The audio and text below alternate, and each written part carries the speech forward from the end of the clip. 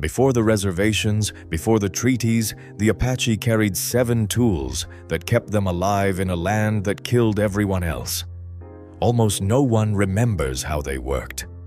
By the end of this video, you will. A single stalk of yucca, split and smoothed, lies alongside a flat board cut from sotol. In Apache hands, these become more than desert plants. They form the heart of a fire-making system built for speed and silence. The spindle, narrow as a child's finger and hollowed for lightness, fits perfectly into the palm.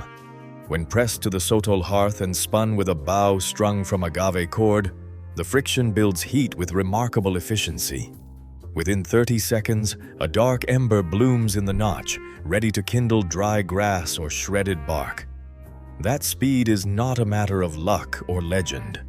Ethnographic records and modern experiments show that the Apache firebow, with its precise spindle diameter and smooth, low-resin wood, outpaces most other friction methods used on the frontier.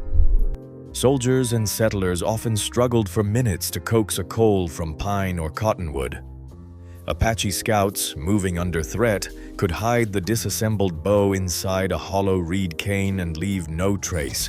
This was a tool for mobility, fire on demand, without smoke or wasted motion. In the final months before Geronimo's surrender in 1886, his small band depended on firebows carved from sotol and yucca, even as U.S. troops burned the stands of these plants to cut off their supply. The knowledge behind this tool, its materials, its geometry, the way it vanished into a reed, once meant survival in a land where a cold night could kill. Today, what the survival schools never teach is how Apache engineering made fire a matter of seconds, not chance.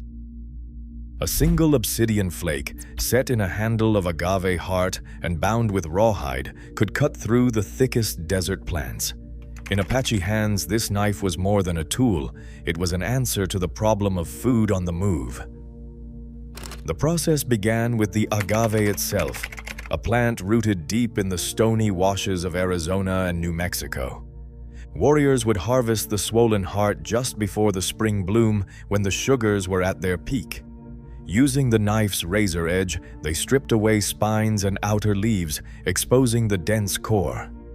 That heart was then lowered into a pit lined with heated stones and covered with earth, where it roasted slowly for up to 2 days. The chemistry inside the pit transformed raw starches into sweet, caramelized fibers, rich in calories and easy to digest. Once cooked, the heart could be sliced, dried in the sun, and packed away in hide pouches. These rations lasted for weeks, even months, without spoiling, a portable reserve that fueled journeys across hundreds of miles. For Cochise's band in the 1860s, a single communal pit could feed dozens, sustaining resistance during long stretches in the high country. But by the late 19th century, army agents and missionaries began to ban these earth ovens, fearing that shared meals meant shared plans. Orders from the San Carlos Agency in 1873 outlawed communal roasting, breaking the cycle of knowledge that had kept these bands alive. What the survival schools never teach is how Apache ingenuity turned agave and stone into a field. Ration system that rivaled anything carried by soldiers or settlers. The loss was not of the tool itself, but of the freedom to gather, cook, and teach in the open. A forked stick of greasewood, its tip blackened in last night's campfire, rests lightly in the hands of a scout. He kneels in the dry wash, pressing the stick into the soil, then taps it with a flat stone. The sound changes, sharper, then dull, until a faint tremor runs up the shaft. This is not guesswork or superstition. Under the Apache system, the earth itself becomes an instrument. The vibration, barely audible, reveals a pocket of dampness buried beneath layers of sand and caliche. Modern soil acoustics confirm what these scouts already knew. A 12 Hz shift in the resonance of the stick signals moisture, even when the surface is bone dry. At dawn, before the sun burns away the night's cool, scouts cut open a barrel cactus, squeezing the pulp for its precious water. The cactus segment, bound to the end of the stick with sinew, serves as both a probe and a container. This combination allowed Apache bands to cross basins where cavalry columns ran dry.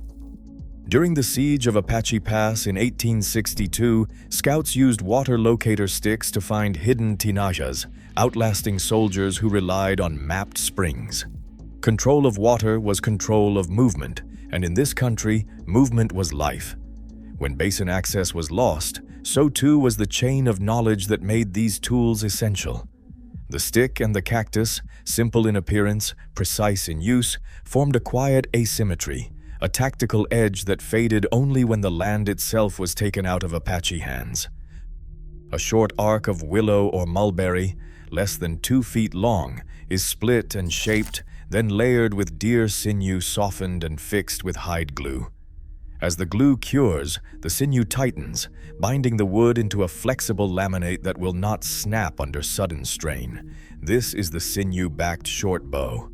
It is a weapon shaped for canyon ambushes and the chaos of mounted fighting.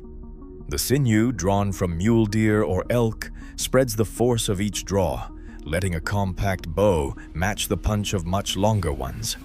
Draw weights ranged from 15 to 30 pounds, enough to send a flint-tipped arrow through cottonwood at 40 paces, with accuracy out to 60 yards, and it was well within the range of a mounted charge or a hidden volley.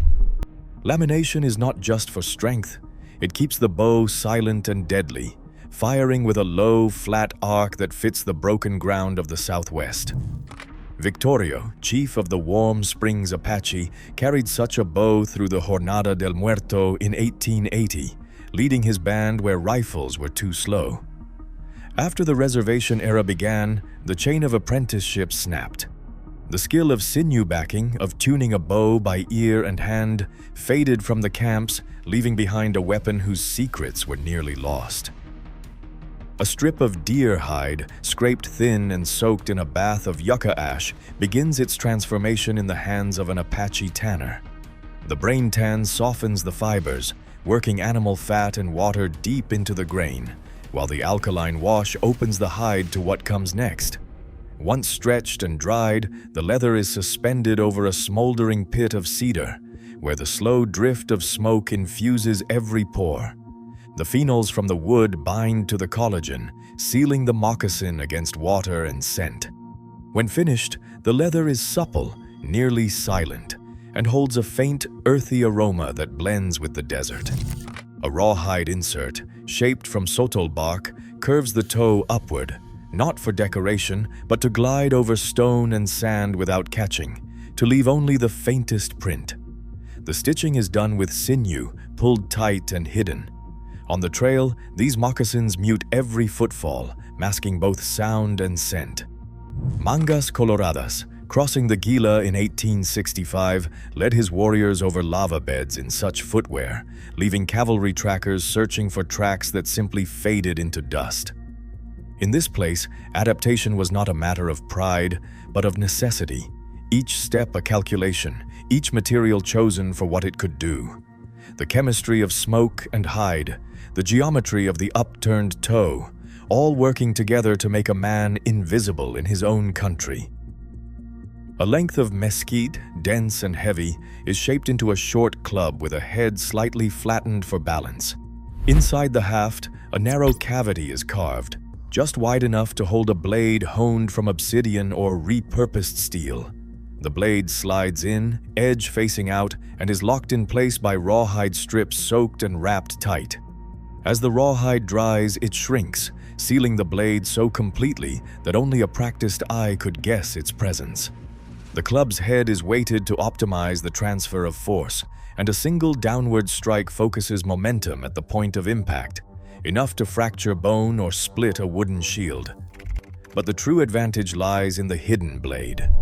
In the confusion of close combat, a second blow can break the rawhide seal, releasing the knife for a sudden, lethal cut, an innovation designed for the chaos of ambush.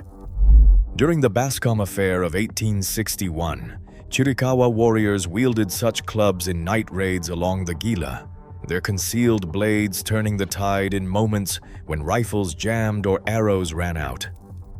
This was not a weapon of brute force, but of engineering, a tool that turned the physics of contraction and kinetic energy into a silent ally.